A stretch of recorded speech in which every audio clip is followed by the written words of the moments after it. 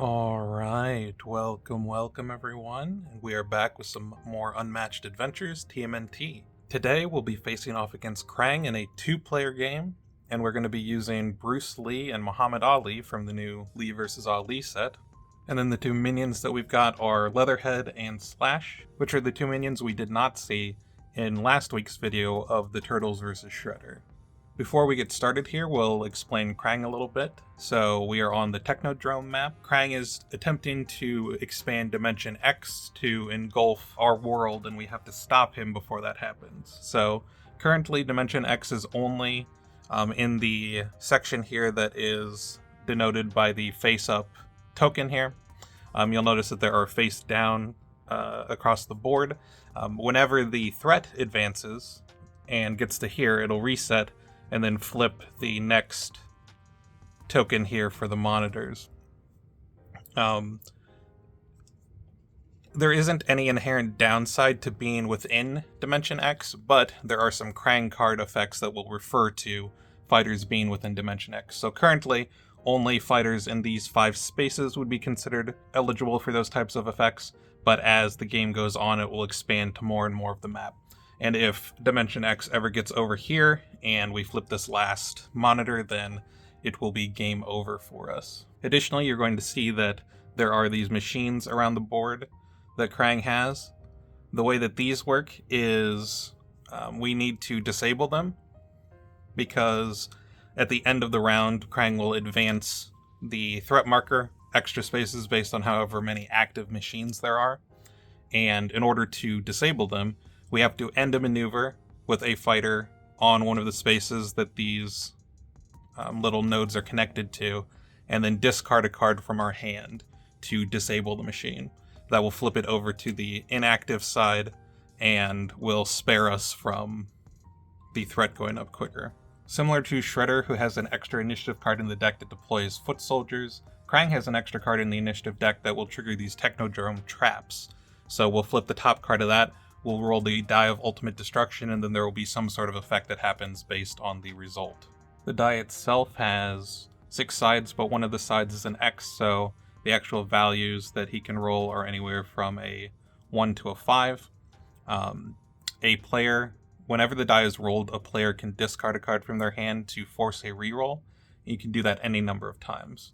So you aren't completely at the mercy of the first roll that you get and can retry if there's a particularly bad result that you do not want to happen.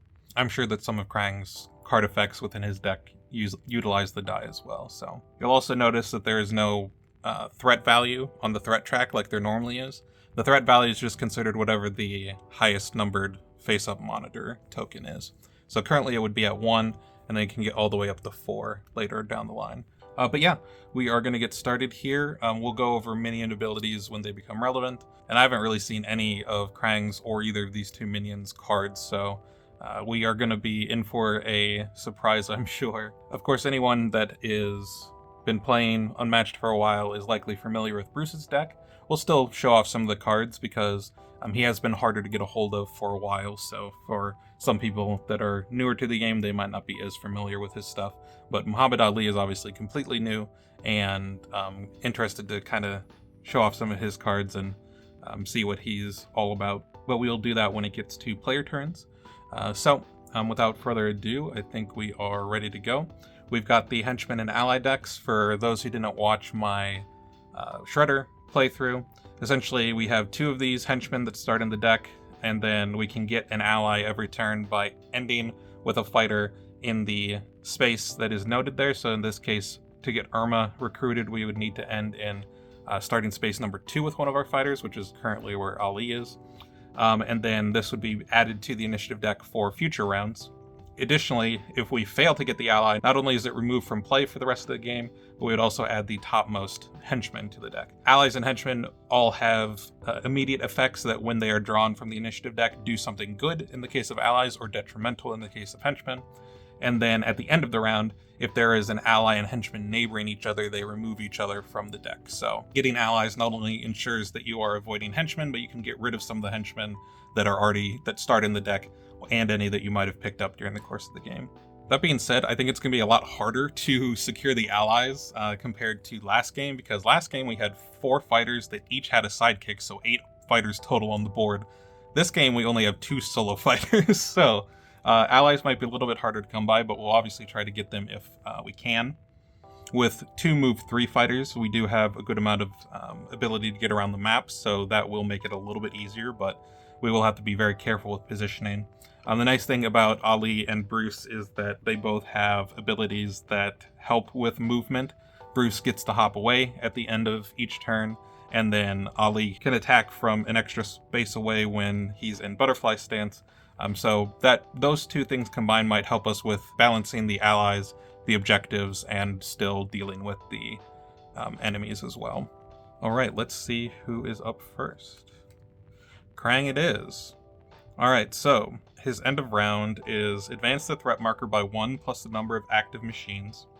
And then, if any machines are inactive, he rolls his die of ultimate destruction. And on a 3 to 5, he activates the leftmost inactive machine.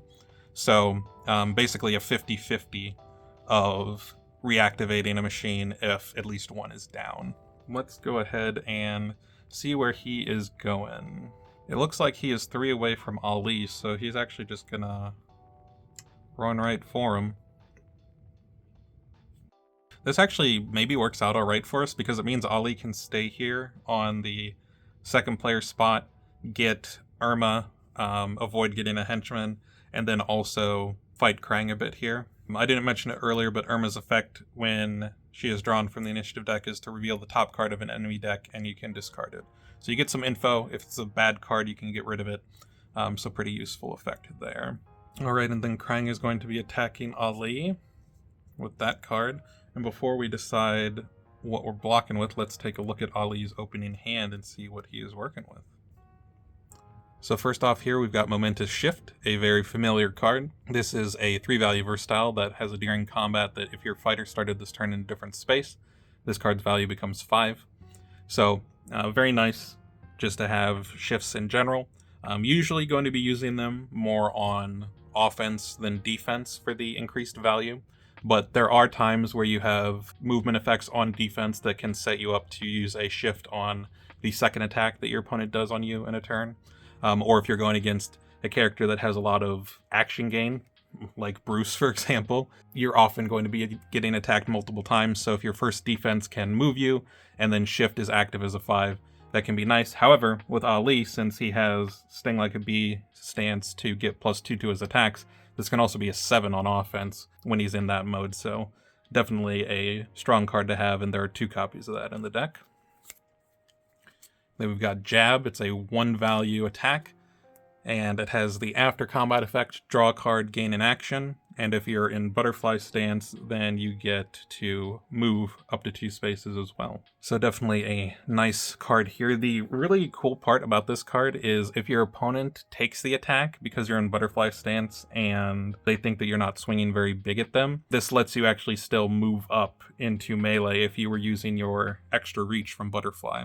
So definitely a very solid card there. If they block it and you essentially made them waste the defense and still get a draw card, gain an action, that's also a good result for you. Very similar to Widow's Fake Out in that case. So seems like a solid card to have in the toolkit for sure. Absolutely love the art on this one. This one is Hard to Be Humble, a 2-value defense that has a during combat effect if you're in butterfly stance to look at your opponent's hand, and then after combat you move Ali up to 2 spaces. So already we're seeing ways to get shift active. Even if you don't maneuver, you can still do something like a jab to get shift active. If you're defending, you can use Hard to Be Humble and then get a shift on defense as well. So already some good movement, which I think is very evocative of Ali and his fighting style. Then we got a Scheme, Answer the Bell. Move Ali up to 3 spaces. Ali recovers 2 health, gain an action. Definitely a very solid scheme here. Not only is it going to be able to let you reach your opponent if they aren't directly next to you while still being able to attack more than once, but it also gives you some health recovery. With 2 copies of this in the deck, you're already looking at 20 health for Ali since he starts at 16. So very nice scheme there. And then we got Fancy Footwork. Really love the design of this card. It's a 1-value versatile, and then immediately move Ollie up to 1 space. I believe this is the first time we're seeing an immediately move as part of a combat effect for a card you can block with. I could be blanking, but I know that there's the one in Tomoe's deck. I believe it's called Fearsome Strength, which lets her immediately swap, but that's on a red card. This one lets Ollie move immediately on defense if he uses it to block, and then has the during combat effect. If Ollie shares no zones with the opposing fighter, ignore the value of the opponent's card. So obviously this can be very powerful if you are in somewhere like a dual zone here or a zone cutoff, if you're like here and your opponent's here, or if you're like here and here, you can hop into a zone cutoff, or like I said, if you're in this position here, you could hop over to a zone that doesn't share any with the opponent, and that just becomes a full ignore if that's the case.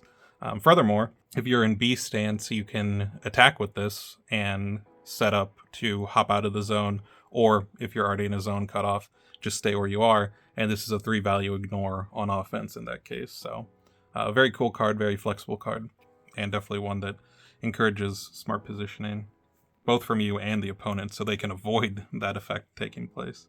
So we could block with Hard to Be Humble. We'll get to look at the top card of Krang's deck so we know what he would be blocking with if we decide to attack him on our turn, which could be very nice, especially with Shift as a big option we could do. Because even if we're not in B stance, if we see a Deception on top of Krang's deck, I think I'd take 5 damage, considering he only has 21 health.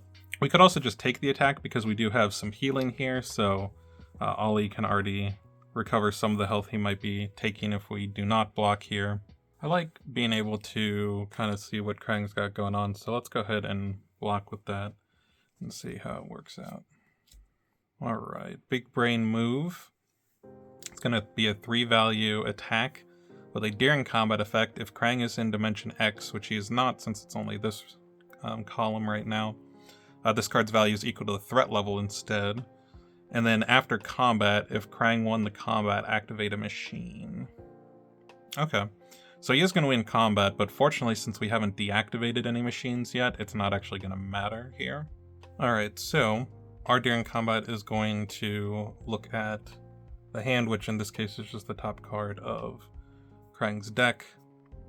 Is going to be My Body, which is a 2-value attack during combat. If he's in Dimension X, add the threat level to this card's value, and then after combat, deal 1 damage to each adjacent hero and sidekick.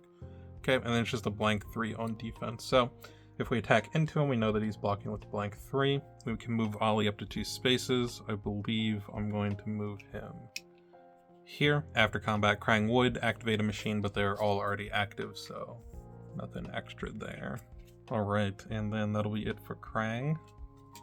Friends in Odd Places, so this is the card that checks if you have the requirement for the ally recruitment. So when it gets to this card in the initiative order, then we'll see, is anyone there? And if they are, then the ally will get added. If not, they will get removed and the henchman will be added. So it doesn't do anything when drawn. But the reason that this matters, that this is a specific timing thing during the end of round effects, is there are multiple minions. We saw both Rat King and Baxter Stockman in the previous game that can manipulate positioning and where heroes are. So if you had one of them go, let's say you were on the spot that you needed to be, but then one of their effects moved you off of it before this triggered because their card had been drawn earlier in the initiative, then that could potentially mess you up. So a lot of cool positioning things for this set so far, which I am a big fan of. Alright, player 1, that's going to be Bruce. Let's take a look at Bruce's hand here. We've got Momentous Shift, which we saw with Ollie as well. If Bruce Lee started this turn in a different space, this card's value becomes 5. We've got Bring It On. Choose an opposing fighter in Bruce Lee's zone and place them adjacent to him. Gain an action. Skirmish. If you won the combat, move a fighter in the combat up to 2 spaces on a 4-value versatile. Just a very solid card in general. And then Little Dragon. During combat, if your hand is empty, this card's value becomes 6. And then after combat, draw 2 cards. Second copy of Skirmish. So we don't have any of the Jeets right now. So I don't have a ton of combo potential at the moment. That being said, we have a pretty good like defensive hand, so I don't mind Bruce like getting into the middle of everything and just kind of dealing with the minions for now, letting Ollie fight Krang and or get the ally and going from there. We could go for pure clearing. We could go maneuver here, since that's 3 away, discard a card to deactivate this, and then maneuver here 3 away, deactivate that. It would put us next to Leatherhead, so he would go after us, maybe freeing up Ollie, since currently Krang is obviously right here, and then Slash could go for either of them. Well, we know we're going to maneuver either way, so let's do that and see what we draw. Okay, we do find a Jeet Kune Do card, so this is going to be Wrist Lock. After combat, draw a card, gain an action. Alright, so with that maneuver, let's go 1, 2, 3 with Bruce. Oh, also, I didn't show this off yet, but Bruce got a new mini, which is absolutely fantastic. Love this. It's also a different base as well. For anyone who has or has seen the original Bruce mini base, it is a little bit different yellow, and it's got sparkles on it. But yeah, the deck itself is the same as far as the art and the card effects. There are a few changes. There's one slight card change name, which we'll get to when I draw into the card. As far as the actual mechanics of the deck, there is no functional change. However, there have been wording updates since Bruce was one of the earliest fighters in the game from essentially the first year that it existed. There's a lot of wording that has been standardized over the years as new sets have come out. So some of his effects have been updated to reflect that. Like, for example, his Momentous Shift is one of the cards that was reworded. It used to be like, it used to say the card becomes a 5 instead, or the value becomes 5 instead. Just some of the older formatting for the cards. I think Skirmish is slightly different with the wording, and then a lot of his recursion, so all like his Be Like Waters and his Hu-Ya and whatnot, they say return the card now, which is the default for recursion cards. So some minor wording updates, but no actual mechanical changes. But we do get the sick new mini, and just having him more accessible for folks is awesome to see. And then I actually think I'm going to get rid of Bring It On, because enemies will run over to us since this is co-op. Also, I cannot use that this turn in order to hit anyone effectively, because no one is in either of the zones that I could be in for disabling this machine. So we're going to discard that, disable this machine, and then I guess we'll maneuver again. We got to Be Like Water, which is a 3-value defense, and then after combat, return a Jeet Kune Do card from your discard pile to your hand. So yeah, that is Bruce Lee's bread and butter. I think we're gonna go here, and then I think I'm actually gonna use the Be Like Water here to disable the machine, just because we only have one Jeet in our hand, and it is the draw Jeet, which is fine and honestly better in co-op than it would be in player versus player in general. But we have Little Dragon to draw more cards. I think I want to keep the skirmishes for big blocks against the minions, or even offense, potentially. And then the shift I think I'd like to hold on to as well. It's between the shift and the Be Like Water, but I think we'll hold on to the shift for now. It gives us a little bit more proactive ability. And we don't want to even block with the Be Like Water until we have at least one Jeet in discard. And then end of turn, I actually do think we're going to take advantage of the hop and go here. Because honestly, I just want both minions to go after Bruce, so Ollie is free to duke it out with Krang, probably get the ally, all that good stuff. Alright. Triceratons. Oh boy. Place the villain in the highest numbered empty starting space. Alright, well. About Ali going one-on-one against Krang. Suppose that's not the case any longer. Alright. Technodrome traps. Alright, we're gonna see first trap here.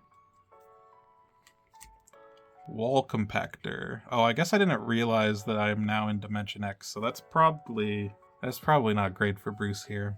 Oh my goodness. Alright, I've made a terrible mistake apparently.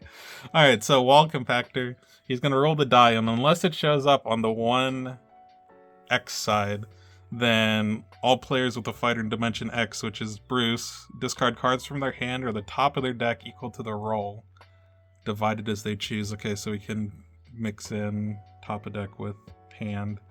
Alright, well, here we go. First roll of the die. Come on. Okay, 2 is not that bad. We're not gonna waste a discard trying to re-roll that because then we'll just be discarding even more cards than we would already. So Bruce is gonna have to discard 2 cards. I don't think I want to get rid of any of the cards in hand. So we're gonna do from the top of the deck. Alright, we got Jeet Kune Do Intercepting Fist. This is the cancel. And then 1-inch punch. Ooh, that one's a bit rough to lose. So it's a scheme that deals 2 damage to an adjacent fighter, and if it defeats that fighter, return this card to your hand. So that could not only be really good to just get 2 damage into one of the minions, but if it finishes them off, then I would get an extra use of it.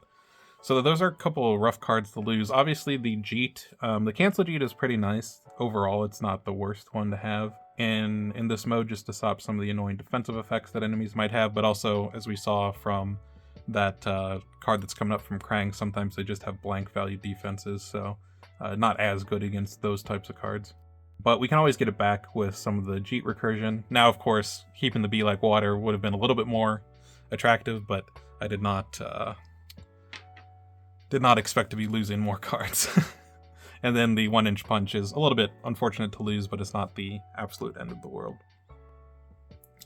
But yeah, noted, maybe don't stand in Dimension X if you can avoid it. My initial reason for doing it was because I was going to be like, oh, I can maneuver here and disable this one on Bruce's next turn and still like attack a minion or whatever. But now Krang is standing in the way, so that is annoying in that regard. And also, we are just getting stuck over here. Alright, Leatherhead. His end of round is if there are no heroes or sidekicks adjacent to Leatherhead, advance the threat marker 2 spaces. Oh boy. Okay, so kind of like the mini-boss feel that Ant Queen has. It is 2 spaces instead of the 1 that Ant Queen does, but you can position so that you prevent it, which is nice. We're definitely going to want to avoid having that effect happen because, good lord, that is nasty.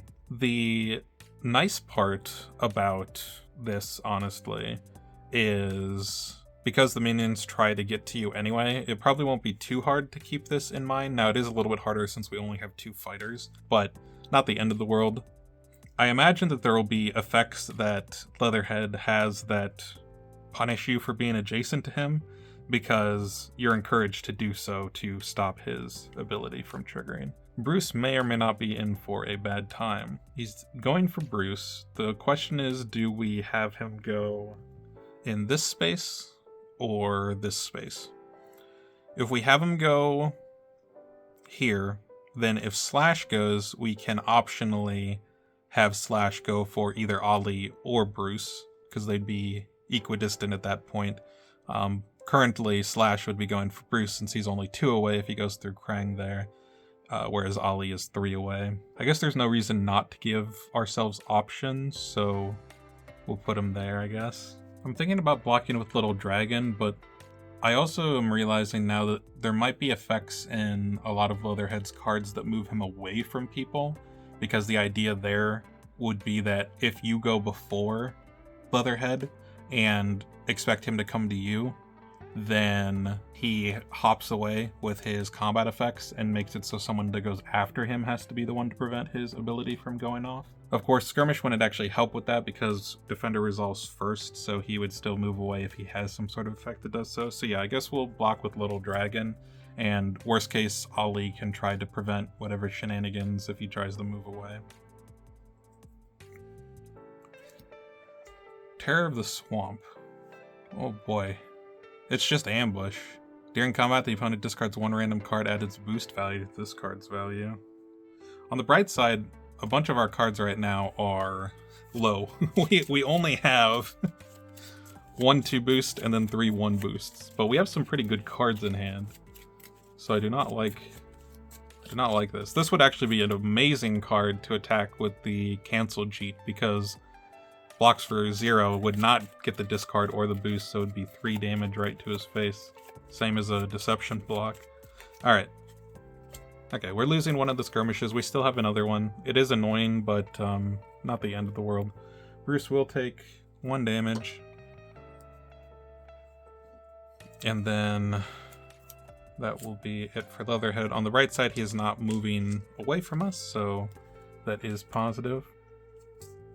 How many of those are there? There are 2 of those in the deck, so hate that. Drawing 2 from Little Dragon, which is going to be another Little Dragon, and Nunchaku. So we saw this in Mikey's deck. Of course, it was originally in Bruce's deck, which is just add +1 to the value of Bruce Lee's attacks this turn and gain an action. Lets you do some really good stuff with the Jeet chaining, since you're getting actions, and then can attack with 4s instead of 3s.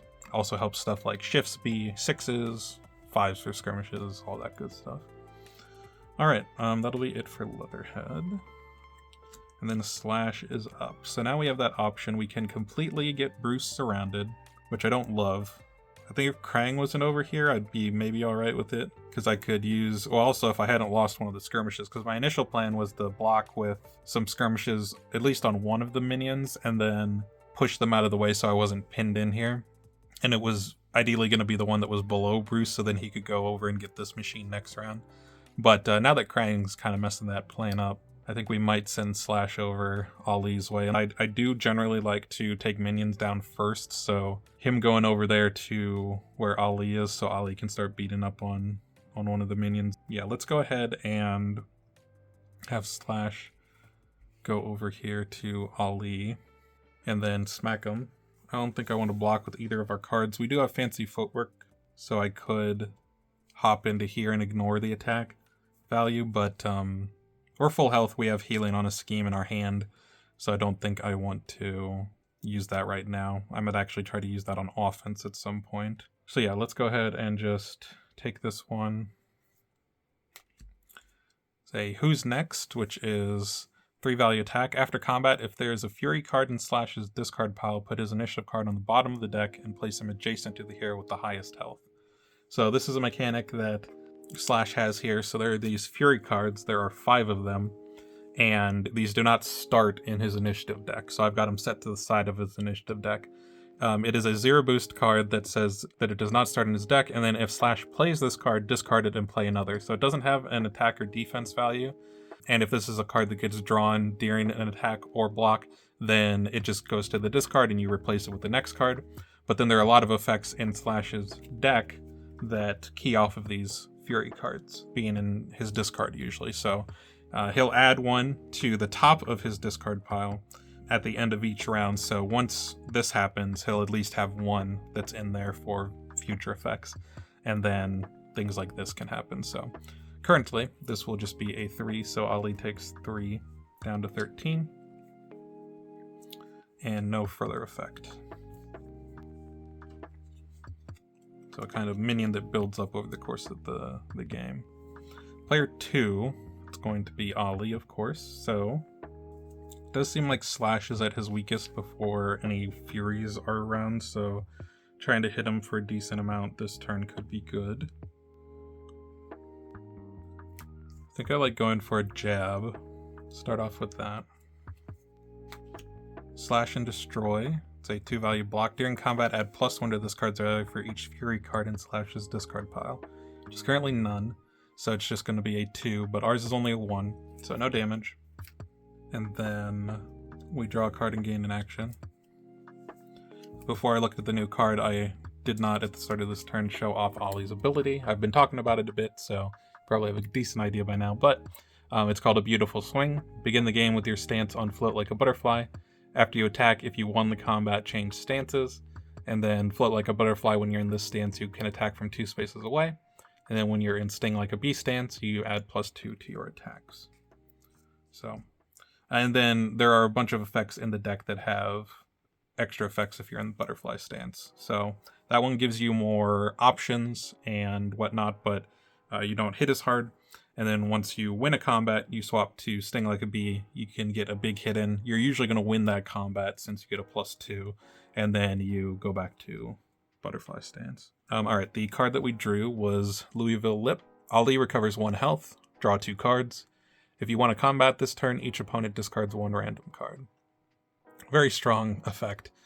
This is going to be a little bit more healing, so since there are 2 of these and 2 of the Answer the Bell schemes, then we've got a total of 22 health between all of that. And this gives you some card draw, lets you keep your hand up, as well as attacking your opponent's hand. The discard not as effective in Adventures just because the discard is from the top of the deck.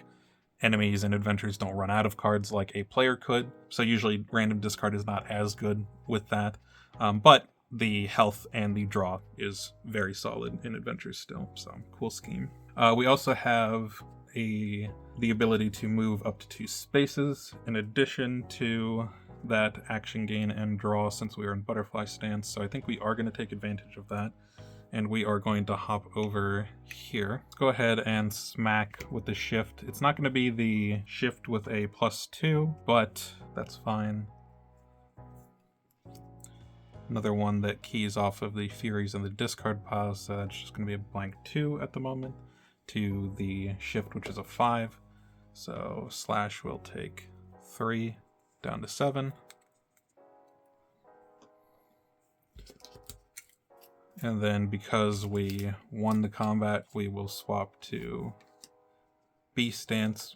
I absolutely love this token. Not only is it like a good size, it's pretty much this, it's a little bit bigger than the health dial, but the symbols that they have for the stances, the float like a butterfly is 2 footprints in the shape of a butterfly, and then we've got the boxing gloves in the shape of a bee, so very, very cool design there. Alright, and now we have one more action since we gained one from the jab. We have a couple options. We could go with the fancy footwork, which I don't hate. It would be a 3-value ignore that lets us hop into the space and grab the ally. The only downside, of course, is that we will have no defenses in hand, so if Slash goes before us next round, we could take a pretty substantial hit. And we could always do the fancy footwork next turn, because we'll still be in B stance. The other option we have is using some of our schemes. We could actually use both the schemes, heal up, and then go from there. Alright, let's play Answer the Bell. Move volley here, recover 2 health, back up to 15, gain an action, and then we'll play Louisville Lip and recover another health, back up to full, draw 2 cards, which are going to be stronger than the skill, which is 3-value attack. After combat, look at your opponent's hand. If you won the combat, shuffle one of their cards into their deck. That's interesting. As written, I would say that you just have the option, or I guess you don't have the option if you won. If you win, then you shuffle the card that you revealed into the deck. But I could also see an argument for allowing you to do one from the discard pile because of the way enemies work. We're just going to do it the first way because I think that's the most straightforward reading of it. But that's a cool effect. I mean, it's particularly potent against other players. And then stick and move. We've got a 2-value versatile. I believe this was the one that Zero revealed. It is a during combat effect if you're in Butterfly Stance that says the value of your opponent's card becomes its printed value and cannot change. And then after combat, deal 1 damage to an adjacent fighter, and that's regardless which stance you're in. So this is very nice. This is the type of effect that's really good against other fighters that get a +2, like Achilles, Moon Knight, Alice. This completely shuts down their +2 because it only keys off the printed value, and their modifier does not get added on top of it. So definitely a nice card to have when you're in Butterfly Stance. Probably one of the better blocks in the deck against certain fighters. But even against non-+2 fighters, it's still good against things. I mean, obviously, in box here, Bruce has shifts that this would stop from increasing. It would stop Nunchaku buffs, etc. So, very nice card in general. Alright, and I believe that's it for Ali. So we got the last henchman. The pizza aliens. Oh no! This one Deals 1 damage to each hero and sidekick adjacent to the villain. So no one at the moment. So no effect there, but that's great. All right, and then end of round stuff. So end of round, we are going to advance by 1 plus the number of active machines, which is 1. So we're going to advance by 2 spots here. And then we're going to roll the die. And on a 3 to 5, we're going to activate the leftmost inactive machine. That is a 3. We could discard a card to stop that. I don't think we want to, though. Bruce is right next to it. I guess the argument there is that if he's going to be discarding 1 on his turn anyway, why not do it? Well, the reason to not do it now is it's still only a 50% chance that we stop it, whereas it would be guaranteed if we do it on his turn. So yeah, let's not re-roll. We'll still probably try to get rid of it on his turn, but we'll see whether that's possible or not. That's it for Krang. This is up next, so we are in spot number 2 with Ali, so we will get Irma for the next round and will not be adding a henchman. And then the next ally is going to be Ace Duck.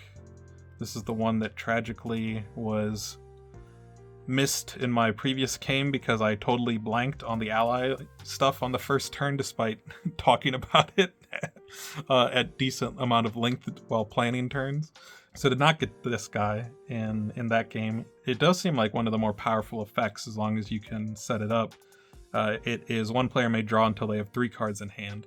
So very similar to the drawbridge on Mothman's map. Obviously 3 cards instead of 4 isn't quite as strong, but 4 cards is like super powerful for that bridge effect. But yeah, if you can play it like a low hand count and maybe even get a little bit lucky with the order that enemies go in, like let's say I end my turn with 1 card in hand and it's a really solid block, and then an enemy goes and I use it on that enemy, and then I have no cards and then this pops up, then boom, full 3-card refresh, which is nice.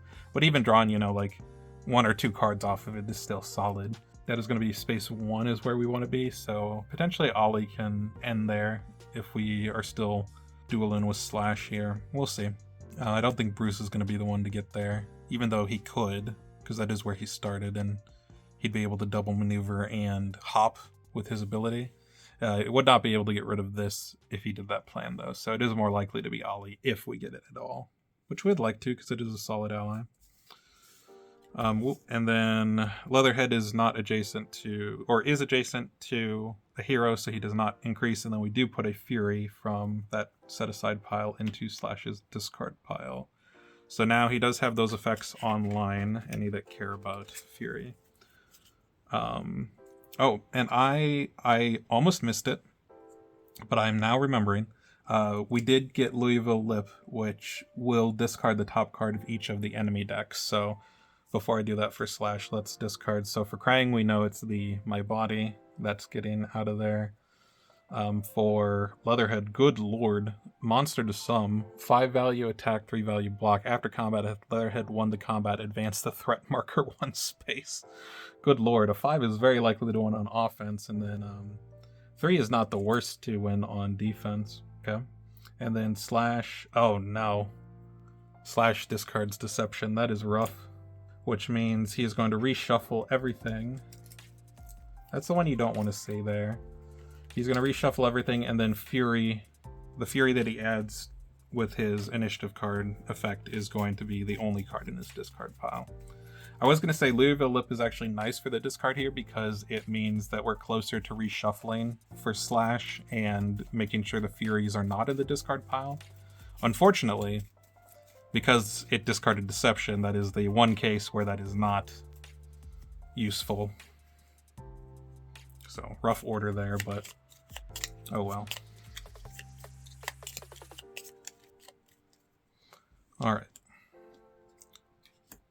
Okay, Irma, right away. Let's see, who do we want to look at? Honestly, it seems like Leatherhead is the biggest pain in the butt. So I'm leaning towards him.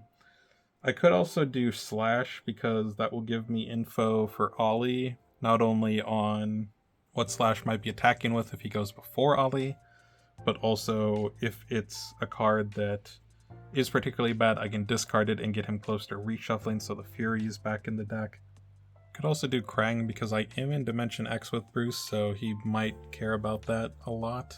Let's look at Leatherhead. Alright, it's his ambush, so it's good to know about. Okay, Krang is popping over here, so it looks like he's going back for Ali again, and we're immediately losing our ally, which is rough, but honestly, this is also pretty annoying henchman, so I don't mind that it's out of the way.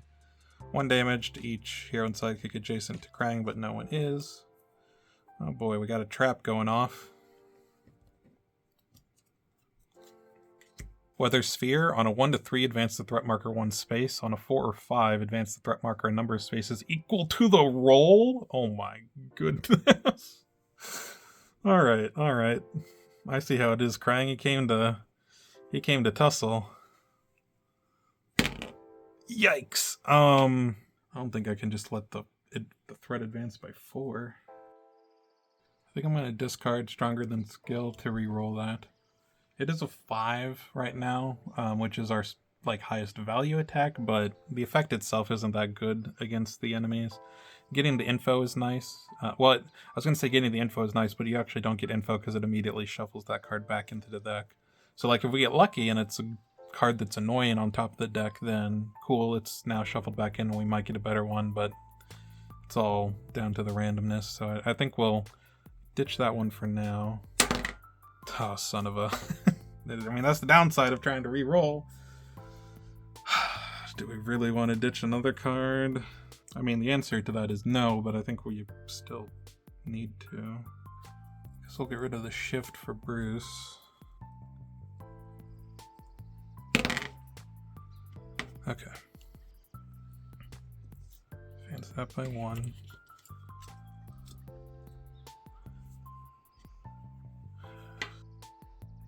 And then that's that. Flare 2, okay. Ali.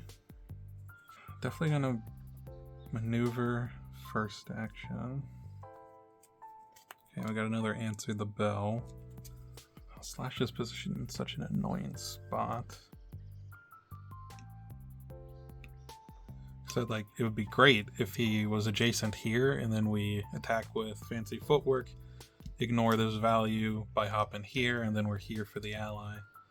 But that is just not possible where we're at now.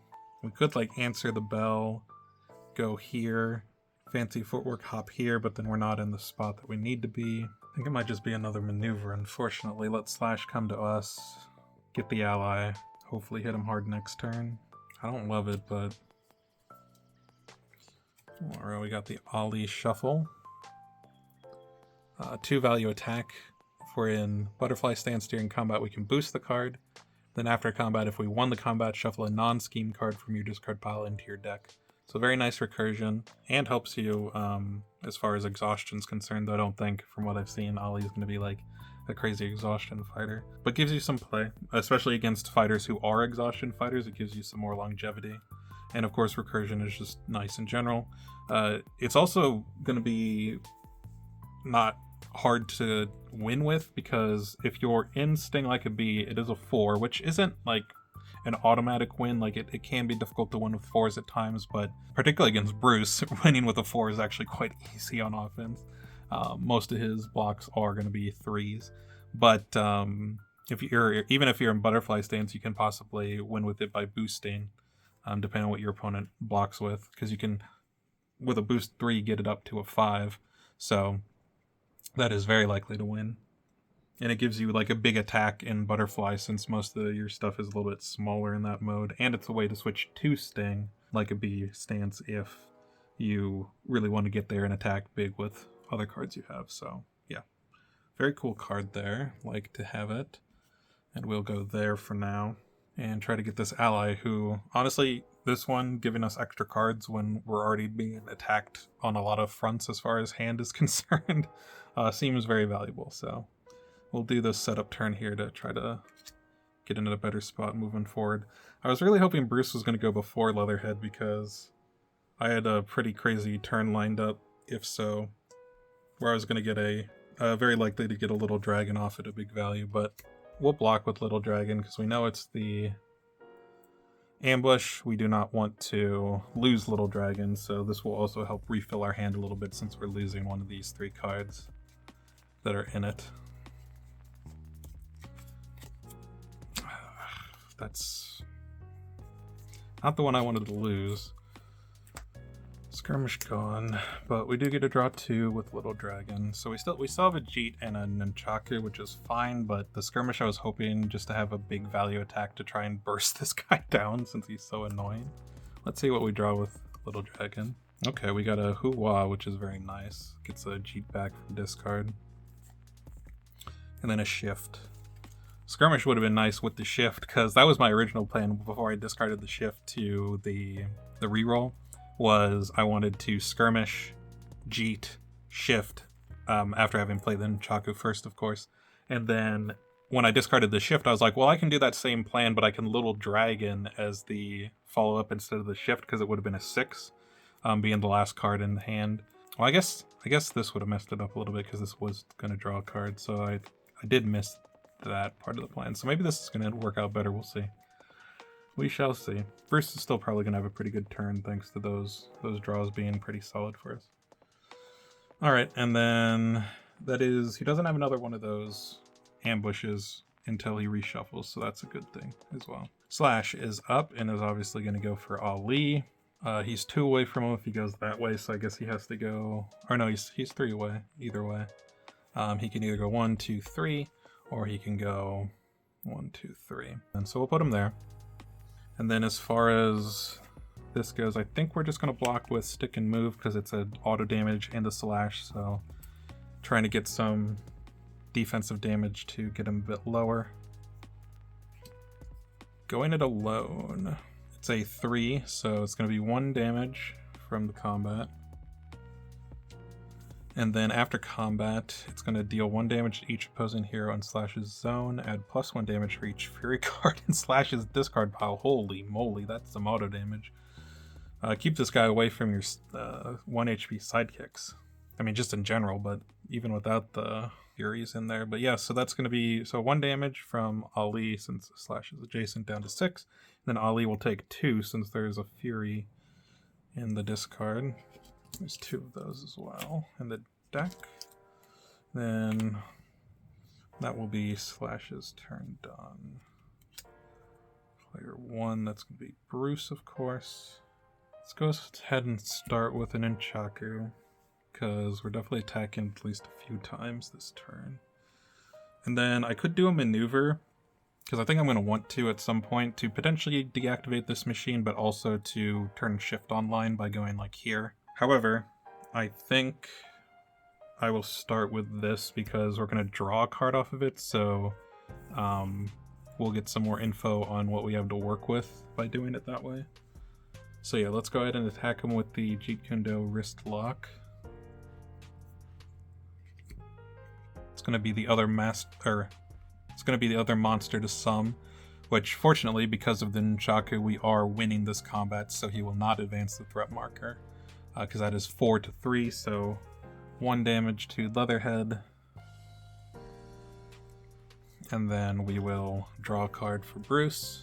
It's going to be Like Water, that's very nice. Just a card that we can safely block with, since we don't need to worry about, oh, do we save this for attacking? With our Versatiles, that's always a consideration. So a card that we can block with and get some Jeets back. Alright, and then, honestly, I think I probably just want to Hua and get that one back and attack with it again. Again, getting more information before deciding on the maneuver and whether or not to get rid of this. Also, if we draw another card by returning and playing the wrist lock, it will mean that we have more cards as options to discard to deactivate the machine as well. Because I'd prefer not to get rid of this Be Like Water, since I would like to actually use it to recur and block. And then yeah, we'll attack with wrist lock again. Ragin' Cajun. Unfortunately, this is going to cancel all of the effects on our cards. However, it will not ignore, because the printed value of our card is 3, even though it is a 4 current value from Nunchaku. So that is particularly unfortunate because we don't get a draw or gain the action. So we're going to be doing 3 down to 6. No draw or discard though. Oh boy.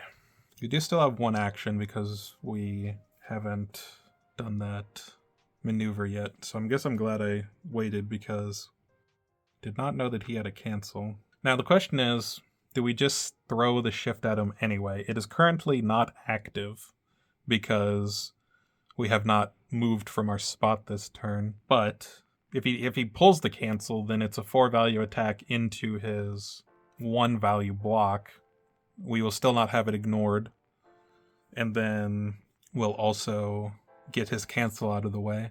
If it's the deception, then he reshuffles anyway, and we do 4 damage to him. So honestly, I think I like doing a blank shift because we won't have any value lost from the Nunchaku here.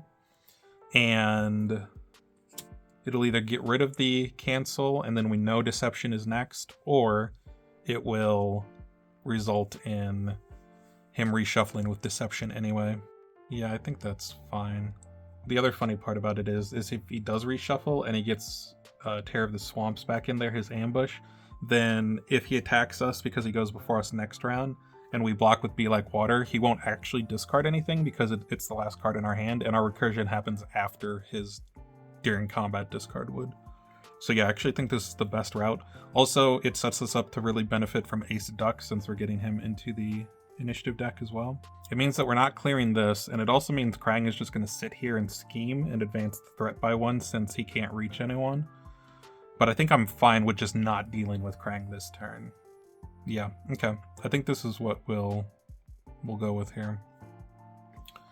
So it is going to be Deception, so that is 1 more damage than it would have been otherwise, so he's down to 2. This is where I'm really sad that I don't have my 1-inch punch. But honestly, with all the random discards that this guy has been doing, as well as some of the discards we've done to clear out stuff or reroll dice, I don't know if I would have, if I was holding on to 1-inch punch to wait to try to get a kill with it, it might have already been gone anyway. So Deception will shuffle back all of his stuff, and we'll go from there. Man, Leatherhead is a jerk. He has some really nasty effects. Ant Queen is like the equivalent of him from Tales to Amaze, and Ant Queen is annoying, don't get me wrong, but honestly, Ant Queen is usually pretty easy to rush down and just completely destroy. But Leatherhead has some good blocks, some really nasty attacks, a lot of hand disruption, positioning disruption too, because you definitely do not want to let him get that off. He doesn't have any movement effects like I was guessing he might, but honestly, that ends up being fine because he has some really nasty cards that you don't want to be attacked with. So it's kind of a risk-reward thing with stopping his threat advancement versus potentially enabling some of his other nasty stuff.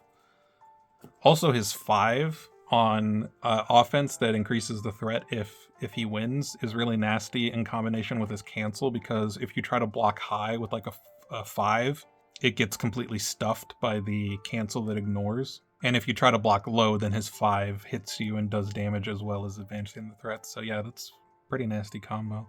Alright, that's it for Bruce. I could hop away, but that will cause this to happen, which seems really bad, so let's not hop away. Alright, we got Friends in Odd Places, which is the one that checks for the allies. And then Krang is going to go, he is not within the move value that he has there because he is all the way over here in starting space 4, so he is just going to advance the threat by 1. Which honestly, because of how these minions are kind of messing us up right now, not the end of the world. He's also not going to fully advance yet. He is going to next turn no matter what though, so that is a downside, but at least we stopped him from doing it this turn with that crazy trap that he would have done it with. Alright, so that is going to be end of round, so these two are going to cancel each other out and be removed for the rest of the game. It is a bit annoying because that Irma effect was actually pretty nice, but oh well. Leatherhead is adjacent to Bruce, so he's not going to advance the threat. Slash is going to add another Fury to his discard pile. we are going to get Ace Duck since Ali is there. He's very charismatic. He's convincing all of the allies to join us, so cannot complain there. The new ally is going to be Mondo Gecko. We did see him briefly at the end of the previous game, but we did not recruit him, so we didn't actually get to do his effect. Place a fighter in any space in their zone. That could actually be very nice for some of these positioning things we've been dealing with so far. Also, he's a gecko and a skateboard, which, like I said before, obviously makes him the best. And then Krang is going to advance 1 plus 2 more for the machines. And then we're going to roll to see if he activates that inactive one. Would prefer that he didn't, but Ali is at least close enough to clear it if we need to. Jeez. Okay, apparently I'm really good at rolling the Krang die, which will be great if I play as Krang, but right now it's hurting us quite a bit. Alright, and then that will be everything there. We're doing alright. Leatherhead is almost dead. Slash is little over half, or a little under halfway to being defeated. Has a little over half HP remaining. We've got a good ally in the deck now that I want to try to set up to benefit either of us, regardless of where it gets drawn in the initiative order. Ideally, he would be drawn either pretty early, since Bruce gets 2 draws off of it right now, or later on in the turn, at least before Bruce is the ideal. Well, how about first? That'll do it. So Bruce only has the 1 card in hand right now. So yeah, it's going to be Bruce because Ali has 3 cards, so he would not benefit from it. So Bruce is going to draw a regroup. Wonderful, best card in the game. And then a feint. Okay, those are 2 pretty solid cards. And then that'll be it for that ally effect. Now it is Bruce's turn. Well, I did say before Bruce, and Ace Duck listened.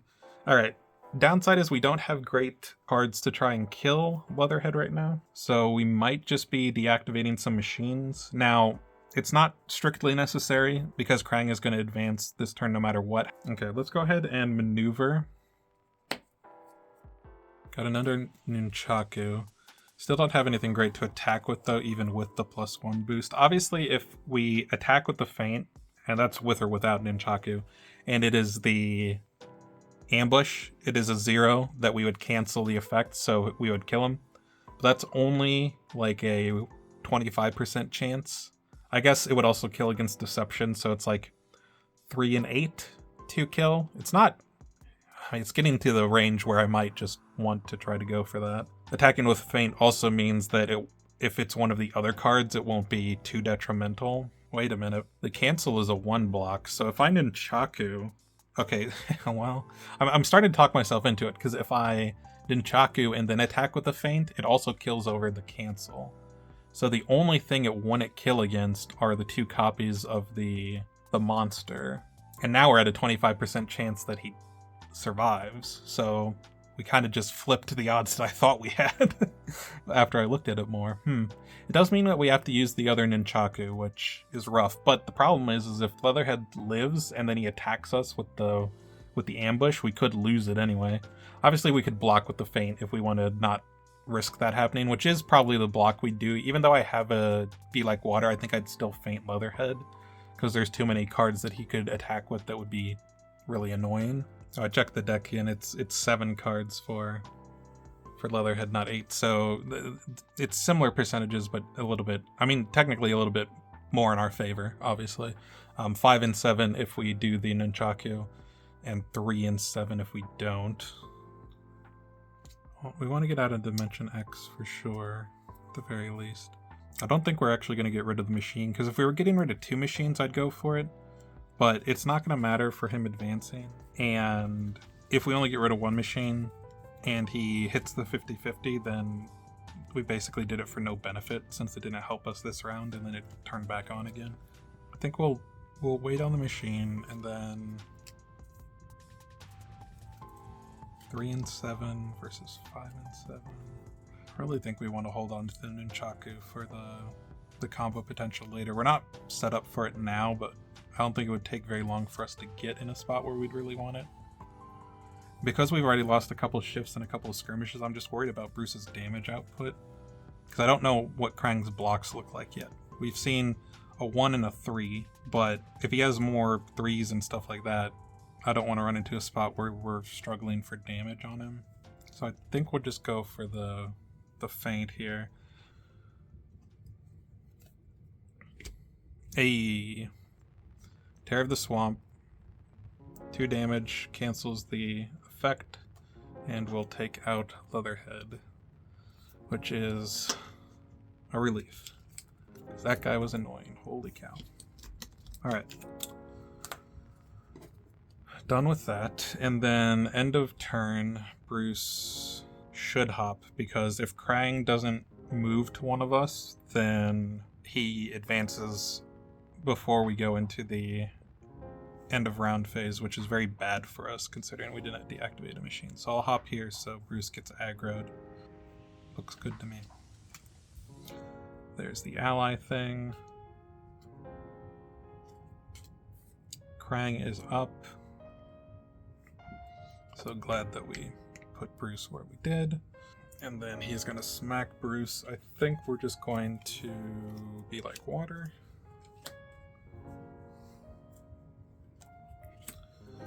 You can't outsmart me. What the heck? Why?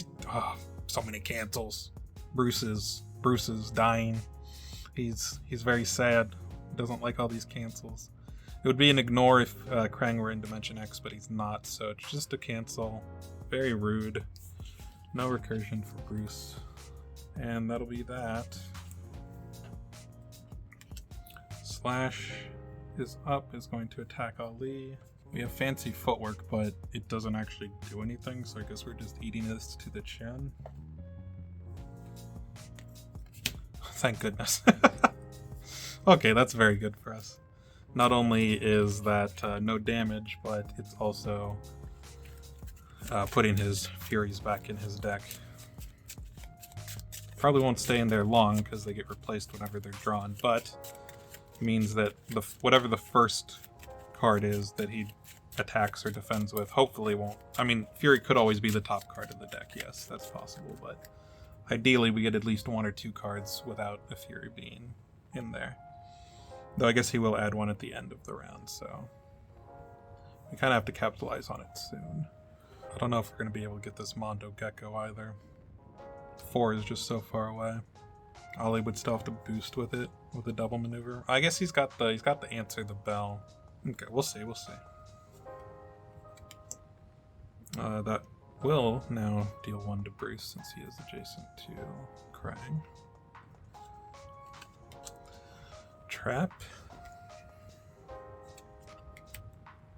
Fortunately, this will not do anything because this activates machines, either one that's in Dimension X on a 1 to 3 or all in Dimension X on a 4 to 5. But they're all already active, so doesn't matter. Kind of glad I didn't go for the double clear machine now because that would have basically erased all my progress. Cool. Leatherhead, it is going to be out of here because he is gone. And then Ali is the last one to go. Okay, what are we doing here? We've got some good cards. Let's answer the bell. Move there. Heal 2 up to 15. Gain an action. Gonna attack Slash with fancy footwork.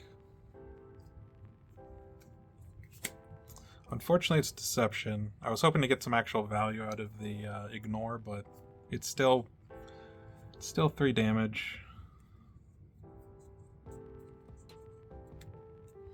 I guess immediately before that damage goes through, we do move up to 1. I'd really like to be getting on that ally spot. I guess here puts us 4 away, so we'd still have to boost, but we can do it with any card. Yeah, I guess that's fine. We'll go there, and then we are ignoring what is already a 0, so that part doesn't matter. He reshuffles this, and then we have 1 more action since we gained 1 action from the scheme. We also won that combat, so we are back to butterfly stance. And then we'll maneuver. Alright, we got rope-a-dope. If we're in butterfly stance after combat, if we lost the combat, Ali recovers 3 health. Very often going to lose with a 2, so effectively a 5 value block if you look at it that way. But it also has over healing, right? So like, let's say you get attacked with a 3 in a matchup like Bruce, for example. He attacks you with a Jeet, you take 1, lose the combat, heal 3. Seems like a good trade-off. However, I do think we are going to boost with that here because we definitely prefer the recursion on Ollie Shuffle, and this is a way to get back into Sting Like a Bee because this can boost itself in butterfly stance. So yeah, we'll boost with rope-a-dope. Go here, and then we're still pretty close to Krang. We'll probably have Ollie get the Ace Duck draw next round just because he only has 1 card at the moment. Cool, looks good to me. So that's it for Ollie. End of round, Friends in Odd Places, we are going to get Mondo Gecko. The new one is, who have not seen this guy yet, Genghis Frog. Interesting. It's space 3, which is up here. Deal 1 damage to a minion adjacent to a hero. Okay.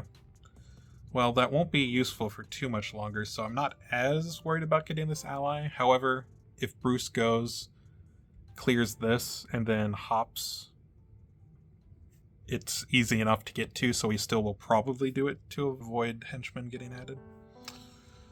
Krang is going to advance by 4, which will obviously do that.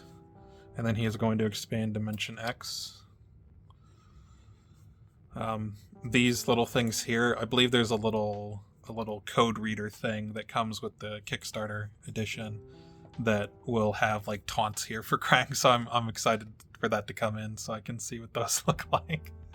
And then he would roll to activate a machine, but they're already all activated. Slash will add a Fury to the top of the discard pile. So now there are 5 total Fury cards. 2 of them are in the deck. 1 is in the discard at the moment for Slash. No ally next to that, and then reshuffle. Okay, we're making some good progress. Leatherhead is dead, so that's great. Slash is pretty low. Try to take him out this next round. We've got a very good ally and a pretty solid ally in the deck. Plus, I mean, like I said, the best ally in Mondo Gecko. Definitely want to deactivate some machines if possible this round. Slash is up. Gonna go for Bruce. Do I block with regroup? Oh yeah, we'll block with regroup. Who's next after combat? If there is a Fury card in Slash's discard pile, which there is, put his initiative card on the bottom of the deck. Place him adjacent to the hero with the highest health. So, he's going to get another turn. Put him over here, I guess, because I think Ollie wants to have the option to get into the back here to remove some machines. It's going to be 2 damage to Bruce, and then Bruce is going to draw a card. Momentous Shift, okay. Even just with Nunchaku plus Shift, that's a 6 damage hit. We would have seen the draw from Bruce before the after combat from Slash resolves, so do we want to put Slash on the other side of Ollie? It still doesn't let Bruce reach without a boost. Although I guess if Mondo Gecko comes out first, it would let Bruce get next to Slash. I think we should give ourselves options. Sure. That is Bruce. Probably not worth boosting to get to Slash. Ollie can try to take him on. I think we're always maneuvering, even at the baseline, to turn on Shift. Taste of Blood. Okay, very good card if we get low, so we might just want to take some hits here shortly. Preserve cards. Eventually draw with Taste of Blood. I mean, we could just accept that Taste of Blood is not getting used to block and draw. That's probably ultimately better, because we don't want to go too low and just die. Especially since by the time we're blocking with it, it's probably against Krang, and Krang is a cancel. Alright, let's go here. Let's ditch Taste of Blood, deactivate the machine. Then we'll maneuver. It's gonna be skirmish. I really don't want to use any of these cards to deactivate this, so I might not. Because the skirmish into the Nunchaku skirmish and the shift combo is actually really nice. So yeah, maybe we aren't deactivating this one. Yeah, I guess not, and then end a turn hop here for the ally grab. Seems fine to me. Alright. Trap. Trapdoor. Place a hero or sidekick on the starting space matching the roll. If that starting space is in Dimension X, they take damage equal to the roll. Oh Lord have mercy.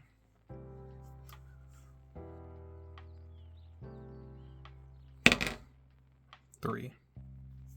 Well, on the bright side, Bruce is already there, so can't really get placed, and it's not in Dimension X, so you won't take damage. The interesting thing about this is, I think what we could do, like, let's say he had advanced and this was in Dimension X, I think we could have Ali be the one to be placed. He obviously doesn't because Bruce is there, but then he would be the one to take the damage. So you could also do that with the sidekick, right? If you don't want the hero to take the damage. You would still take the damage because it's in Dimension X and it's not like an if you do. It's just if that starting space is in Dimension X. It's not if you get placed there. So yeah, but I think you could still choose someone that wasn't there to be placed there. And then they take the damage even though they're not getting moved there. Anyway, fortunately, a 4 or 5 would have been what that was annoying because even though same situation where it can't place here, that would have been 4 damage, and then obviously 5 would have been the worst. Okay. Cool. No one is adjacent to Krang, so no one takes damage. No! No, not the gecko! Leave him alone! Well, Mondo Gecko's getting aced after this, but he is removing the last henchman from the deck, so that's nice. And we do get at least use him once. Bruce is where we want him to be, so we're going to do Ali. Where does Ali want to go? I think he wants to be here, because that still potentially lets him get around and get a machine at some point. I don't want to put him here, because if he goes here, Krang blocks him off here. Whereas if I go here, Krang can come here. And Slash could go there, so yeah, I think that's fine there. Krang is up. Hopefully it says cancel or is deception, because we don't have anything to defend with. I'll handle this myself. After combat, so it's a 2, so Ollie only takes 2, so that's fine. Down to 13. After combat, Krang recovers 1 health for each adjacent hero and sidekick, so that would be 1, but he's full health, so... Advance the threat marker that many spaces, then place the opposing fighter in the highest numbered empty starting space. Jeez, okay. I don't think we would advance the threat marker at all, because he didn't actually recover any health. Well, no. It doesn't say by, like, the amount healed. It's just the same amount that he would be recovering health. So I think I'm going to rule that that still happens. There's also only 1 of this in the deck, so it's supposed to be like a big explosive effect. And then Ollie's going there. Which I actually don't mind that much, because now we can get to there or here. So actually it kind of helps us a little bit. Obviously it puts him in Dimension X, but since Krang is already gone, that's not a big deal. There's the ally thing. Ace Duck, okay, we did want that to happen before Ollie's turn, which it did. So, good, good. Ollie has 1 card, so he'll draw 2. Got a jab. After combat, draw a card, gain an action. And then Champion of the World. 4 value, versatile. After combat, move a fighter in the combat up to 2 spaces. And if you're in Butterfly stance, you draw a card. I mean, that's just a better skirmish. Doesn't have to win to get the movement. It has a good boost value as well. And then it draws a card if you're in Butterfly. That's quite nice. It's obviously a 6 in B stance. So that's very nice. What do we do with Ollie here? I mean, regardless, we're going to maneuver first because that's happening either way. Got another rope-a-dope. I have a lot of options here. Okay, I'm going to go here. I'm gonna get rid of a rope-a-dope to deactivate this machine.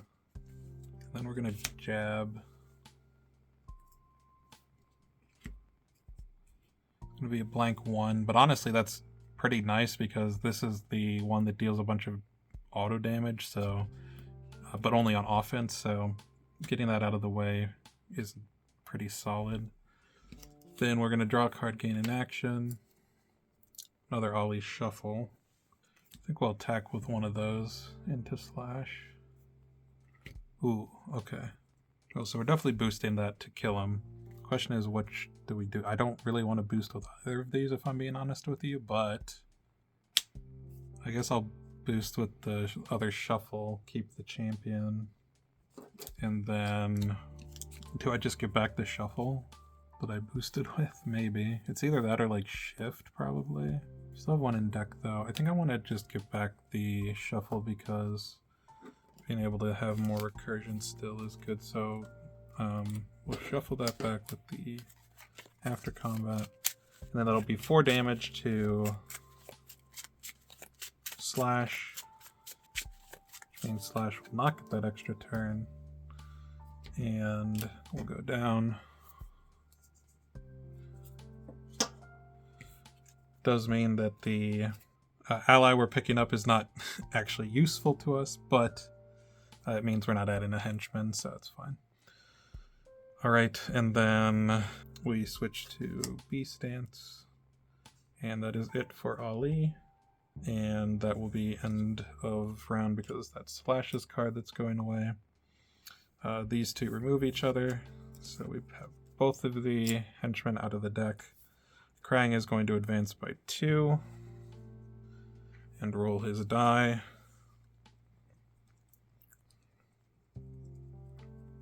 If just one of these times you could roll something bad, man, I'd appreciate it. I say to myself. We are going to get the ally from the friends. And then, oh boy. Okay, that's the best ally right there. That's the neutrinos. Each player may draw a card. It has a little bit of anti-synergy with Ace Duck if it comes up at the wrong time, but like, I'm not going to complain about drawing a card for everyone at the table. Obviously, in the 4-player that I did last time, it was particularly potent because it was 4 draws. Here it's still going to be 2.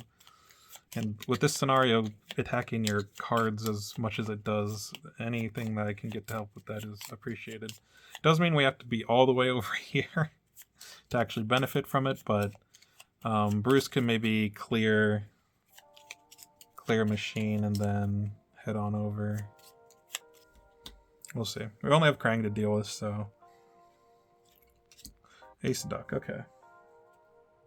It's going to be Ollie because he has 1 card. Bruce has 3, so yeah, it's definitely going to be Ollie. Going to get a Hard to Be Humble, and Ollie Shuffle could be the one that we shuffled back. Ace Duck has been great so far. Definitely making up for the fact that I completely failed them last time. Ollie is up. I don't like the positioning I'm at right now. I really don't want to be in Dimension X because Krang gets real scary when we are. Part of me just wants to deactivate this machine here and then get out of Dimension X. Well, let's maneuver, because that's always going to be happening here. Close and clinch. It's going to be a 3-value versatile. Immediately place Ollie adjacent to the opposing fighter. Neither fighter can leave their space this turn. Definitely a really cool effect. I think here it might just be the one that we use to get rid of the machine.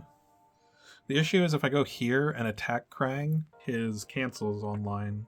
Oh, well, not his ignore. His cancel that is also an ignore if you're in Dimension X.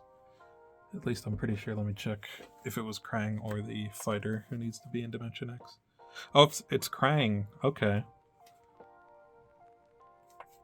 Okay, yeah, maybe that does change things then. Krang is in a unique spot where he can, like, take advantage that he's not in Dimension X at the moment.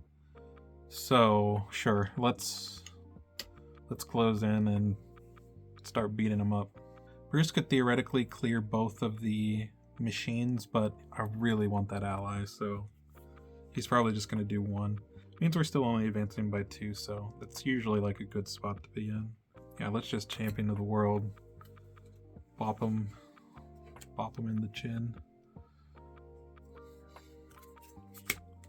Big brain move. During combat, if he's in Dimension X, which he is not, it would become a 2, so it wouldn't be that much better.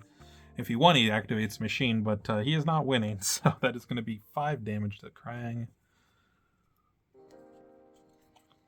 Down to 16. I absolutely love the the how his tentacles are kind of holding on to the little pins there. And then we are not in Butterfly, so we will not draw a card. We can move one of us up to 2 if we want. I mean, I could get out of Dimension X, which is probably valuable. Yeah, actually, let's move Ali out of Dimension X. We do not draw, but we do switch back to Butterfly. And then that will be Ali's turn. And it was a pretty good one. Bruce, alright. We'll maneuver. Jeet Kune Do, short lead hook. This is the swap. Honestly, swap doesn't seem super valuable to me, so I think that's probably the card we're gonna ditch. Now, any Jeets are nice because they gain actions, and especially with Nunchaku in hand, that's good, but we still have what? We still have 3 Jeets other than this one, because we've only used 2, is that right? Yeah, we've only seen the draw and the cancel, so we still have 3 other Jeets. So I do think that I'm fine getting rid of this one. And we want to do it on this action because unfortunately we can't like end a maneuver here and then hop with our ability into the spot. We need to do that as part of a maneuver. So yeah, let's go ahead and go here. Ditch the Jeet to deactivate. And then maneuver again. Be like water. Go. Well, we'll go here because then ability. Always got to get the ability value. Go there. That guy is not going to do anything. Friends in odd places. Krang.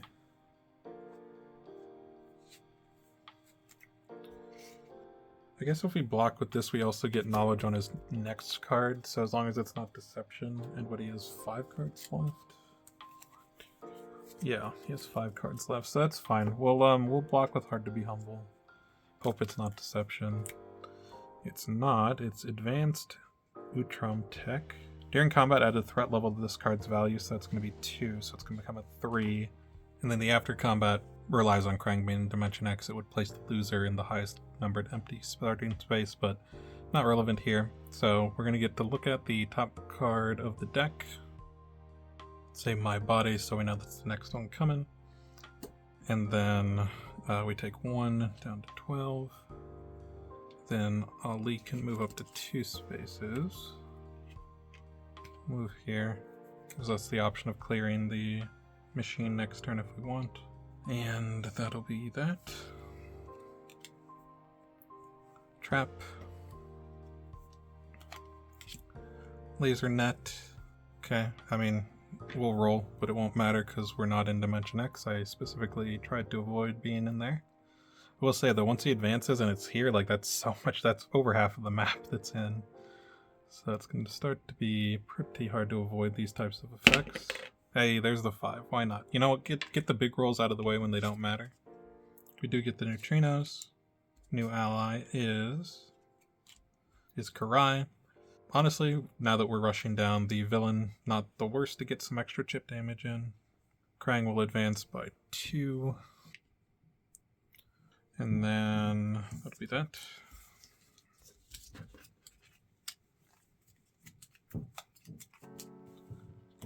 Now we also need to roll the die to see if he reactivates a machine.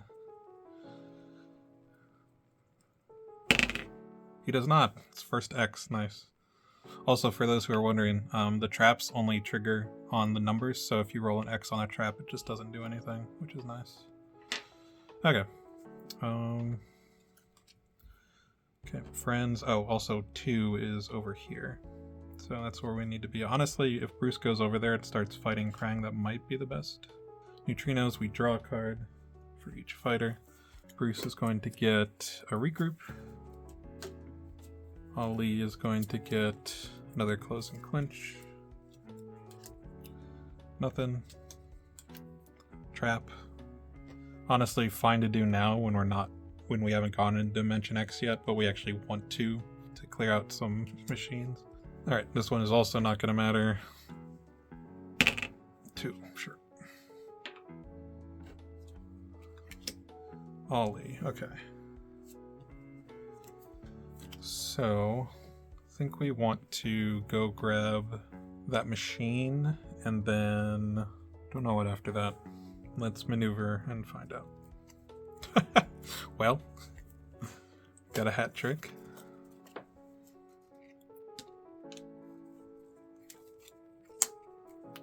Discard that, deactivate, then maneuver.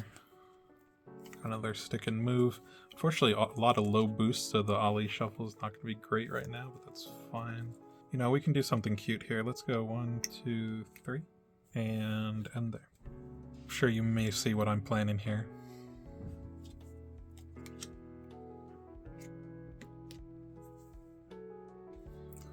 Going to block with close and clinch. That will let me place Ollie here immediately. No damage from the combat since he is not in Dimension X, so he will not add threat. And then 1 damage from the after combat. Down to 11.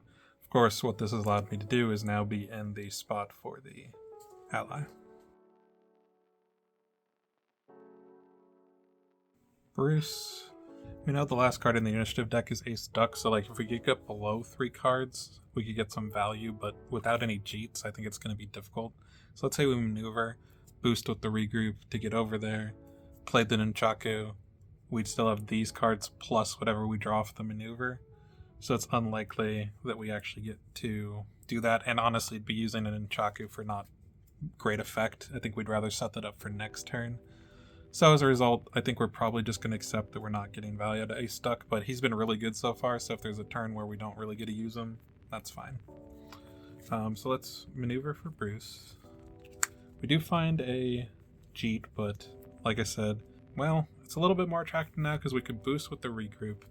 We could play the Nunchaku. We could attack with the Jeet, and then attack with like the Shift or the Skirmish. So we would get a draw off of it. Of course, the downside is Krang still has a cancel, so that would kind of stop our plans here. Whereas if we wait like to do it next turn, we can at least get value out of Nunchaku, even if he does cancel some of our action gain or effects. Let's just go 1, 2, 3. Then maneuver. Feint, that's nice. And then with hop here.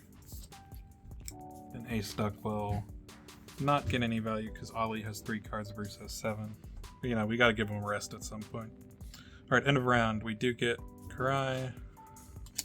New ally is Mona Lisa. Krang advances by 1. Rolls to see if he reactivates the machine. He does not. Nice. And end of round. We got him right where we want him. Now let me face Bruce towards him, of course. There we go.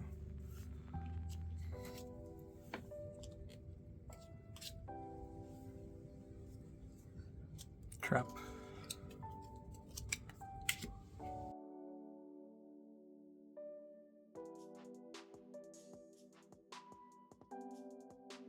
Unless we roll the X, he's going to recover health, but that's fine. He's not in Dimension X, so he will not recover more than 1. He just recovers 1. Up to 17. That's a nasty one, though. There's one more trap. So we've only missing 1 that we haven't seen. If you run out of traps, then you reshuffle the deck. They don't stop happening, but there is one more unique one that we haven't seen yet.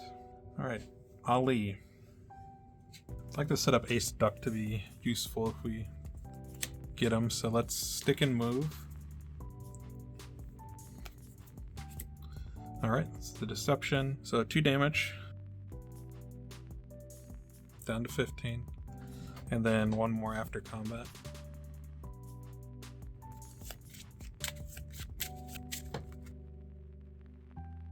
Alright, so now that Krang shuffled, we will go to B stance, and then I think we're just smacking with the shuffle. Seems pretty solid. Will indeed win. 1 damage. And then Ollie gets to reshuffle something. I think it's just going to be a champion of the world.